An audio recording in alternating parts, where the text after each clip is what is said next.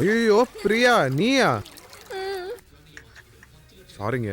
It's okay. நீங்க என்ன வேணும்னா பண்ணீங்க. It was just an accident. சாச்சா தெரிஞ்சுதான் பண்ணேன்.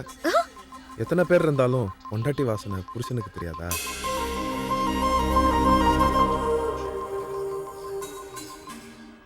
என்னம்மா ஈர துணியோட ரொம்ப நேரம் இருந்தா சளி பிடிக்கும். இந்த கஷாயம் குடிமா, சளி ஜுரமெல்லாம் எதுவும் வராது. என்ன தலை இவ்வளவு ஈரமா இருக்கு? நல்லா தோட்டக்கூடாது. போமா, போய் ட்ரெஸ்ஸை மாத்திக்கோ போ.